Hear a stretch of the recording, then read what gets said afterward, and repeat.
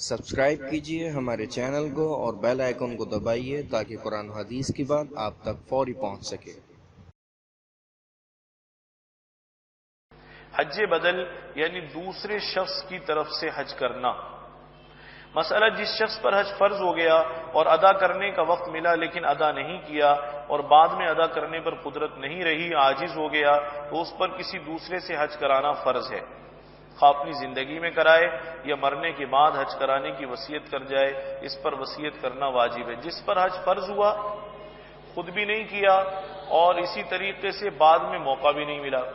مثلا حج فرض ہوا تو کیا نہیں، اخیر میں بیمار ہو کر انتقال ہو گیا، تو جب یہ شخص دیکھے کہ میں حج کر ہی نہیں پا رہا ہوں تو اسے وصیت کرنا چاہیے مرنے سے پہلے کہ مجھ پر حج فرض ہے، میری جانب سے کسی کو حج پر بھیج دیا جائے، اس پر وصیت کرنا واجب ہے۔ مسئلہ عاجز ہونے کے اسباب یہ ہیں، مثلا موت، قید یا ایسا مرض جس کے دور ہونے کی امید نہ ہو، جیسے فالج، اندھا ہونا، لنگڑا ہونا، اتنا بوڑھا ہونا کہ سواری پر بیٹھنے کی بھی قدرت نہ رہے، عورت کے لیے محرم نہ ہونا، راستہ معمول نہ ہونا۔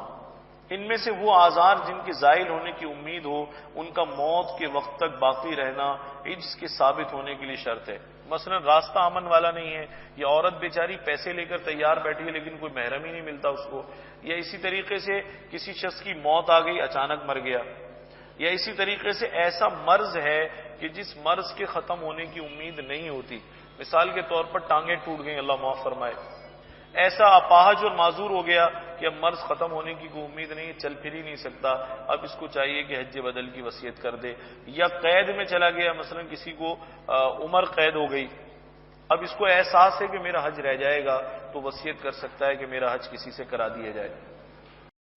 امید ہے اس ویڈیو کو صدقہ جاریہ کے طور پر آپ لوگ ضرور لائک اور شیئر کریں گے، اور مزید پرسرار پہلوؤں کے بارے میں جاننے کے لیے ہمارے چینل کو سبسکرائب کریں۔ یا کچھ پوچھنا یا جاننا ہو یا کوئی مشورہ ہو، ہمیں ضرور کمنٹس کریں یا ای میل کریں۔ انشاءاللہ پھر ملاقات ہوگی۔ السلام علیکم ورحمۃ اللہ وبرکاتہ۔